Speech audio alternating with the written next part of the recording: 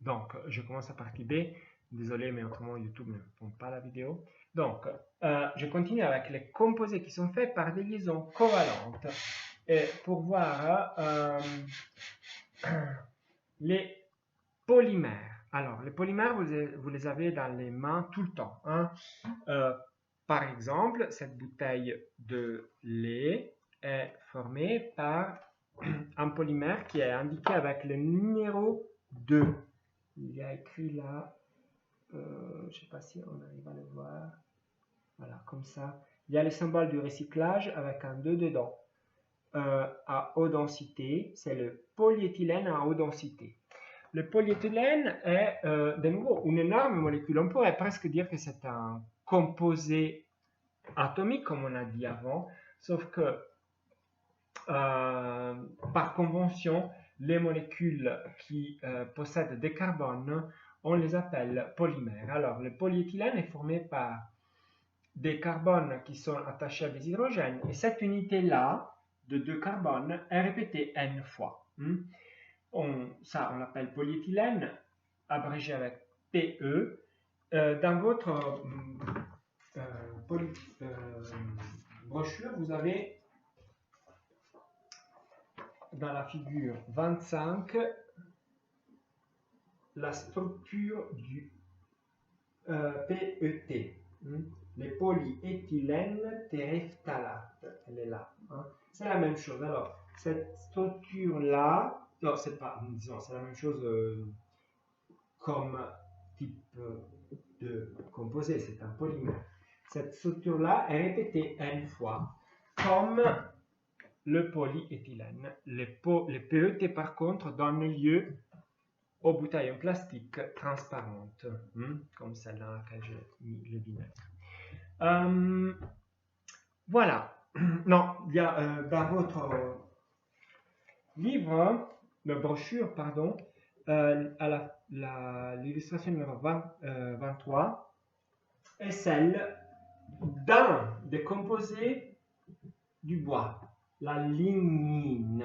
Le bois est formé d'une énormité, vous pouvez imaginer, comme nous sommes formés d'une énormité de molécules. Le bois est formé d'une énormité de molécules polymères, composés atomiques. Voilà le bois. Et les polymères servent à faire en sorte qu'on a toute cette fibre très longue dans le bois. Vous voyez que c'est vraiment fibreux, le bois, avec certains végétaux, vous savez, avec le coton, on peut faire des fils, non, pour avoir les t-shirts. Donc, la principale molécule qui forme le bois, la lignine, est très très complexe. Vous avez l'illustration à page 64. Donc, suite à ça, on a encore vu les composés qui sont formés par les liaisons covalentes sont ce que je vous ai dit. C'est trois grandes classes. Les composés atomiques, parce qu'ils sont formés d'atomes liés à l'infini, comme les diamants, le verre. Les composés moléculaires, parce qu'ils sont formés par des molécules qui peuvent, à leur tour, être formées par les molécules qui peuvent être liées par des liaisons intermoléculaires, comme la liaison hydrogène par exemple, ou pas, comme dans les gaz. Et puis on a les polymères qui sont formés qui sont des longues chaînes formées d'atomes à base de carbone.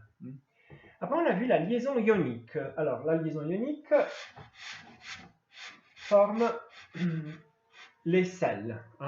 Alors j'ai deux exemples de sels, on a déjà parlé de ça. Les sels sont formés par des ions, un cation et un anion, qui se répètent de nouveau à l'infini. Infini, quand je dis infini, c'est toujours un niveau atomique.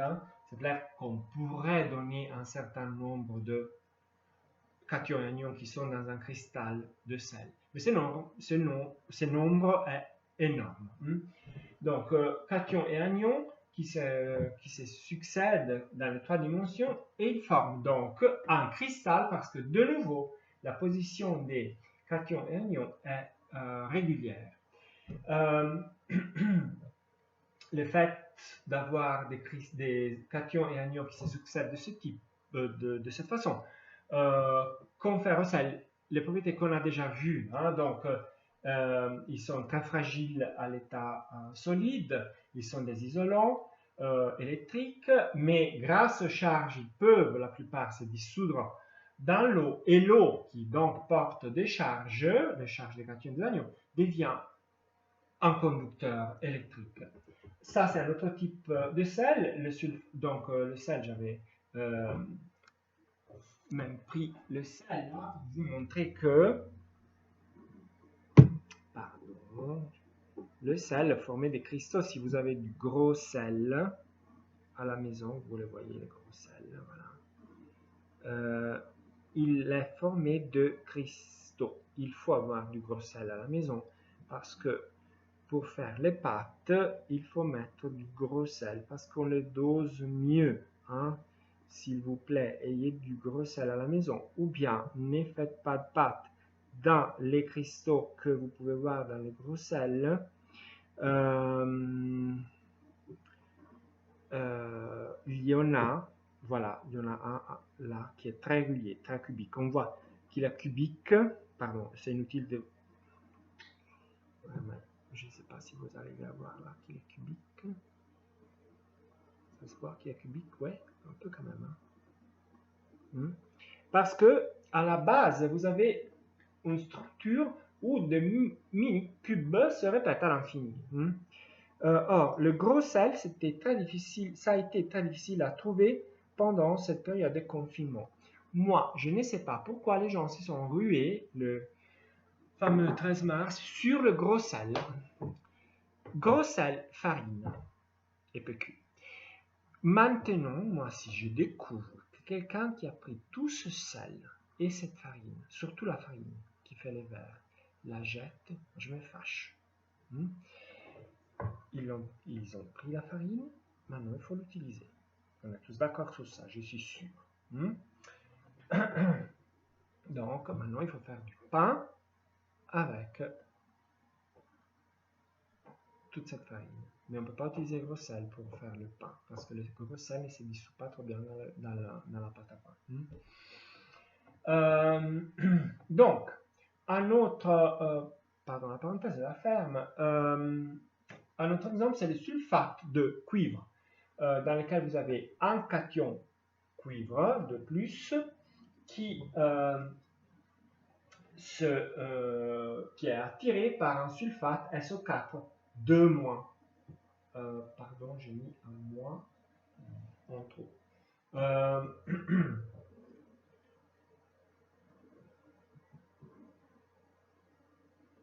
Voilà. Cuivre de plus, SO4 de moins. Cuivre de plus, SO4 de moins. Répétez de cette façon, de nouveau à l'infini. Il forme, le sulfate de cuivre, des cristaux bleus, hexagonaux, très beaux, qu'on fera l'année prochaine en laboratoire. Désolé, je ne les ai pas là pour vous montrer, mais c'est un autre sel très très commun. Il est utilisé pour faire la bouillie bordelaise qui est utilisée dans les vignes. On asperge les vignes parce que c'est un antibactérien très efficace, probablement très polluant, mais je crois beaucoup moins polluant des substances synthétiques qu'on utilise aujourd'hui. Je crois, je ne suis pas un viticulteur, mais on l'a utilisé pendant des siècles, on continue de l'utiliser, le sulfate de cuivre. On le fera l'année prochaine. Donc, les sels, on en a déjà parlé, et puis les derniers composés dont je vais vous parler, ce sont les métaux. Les métaux sont formés par la liaison métallique, dont on a déjà parlé, qui est formée par... Le concept est similaire à celui de la liaison ionique, avec une énorme différence, il n'y a pas l'anion. C'est-à-dire qu'on a un cation, par exemple un bloc de fer est formé par des cations fer de plus, qui ont cédé leurs électrons qui restent dans le bloc de fer, comme je vous ai déjà dit.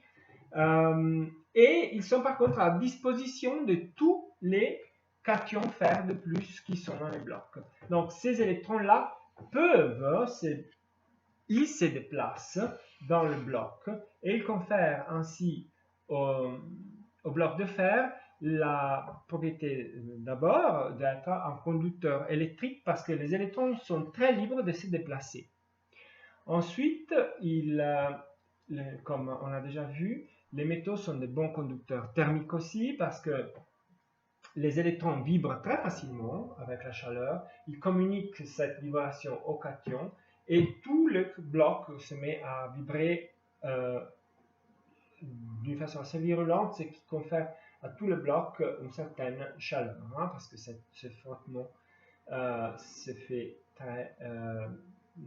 le frottement de toute cette partie l'une contre l'autre qui vibre chauffe le métal. Et puis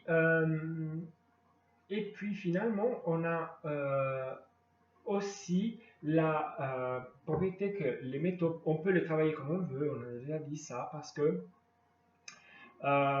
si on déplace une partie d'un métal parce qu'on le travaille, les cations, les électrons peuvent se redisposer pour faire en sorte de redonner la charge neutre au métal, contrairement à ce qui se passe dans les sels solides, parce que si on déplace un anion par rapport à un cation, l'anion va en face à l'anion, il y a répulsion au lieu d'attraction, ce qui casse le cristal.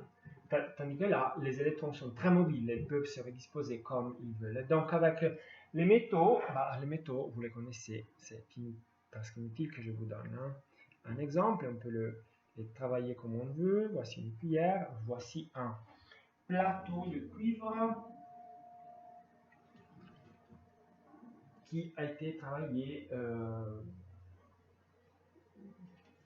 de façon plus élaborée que la cuillère que je vous ai donnée avant. Il n'y a pas besoin de vous montrer d'autres exemples. Vous savez que les métaux, on peut les travailler comme on veut.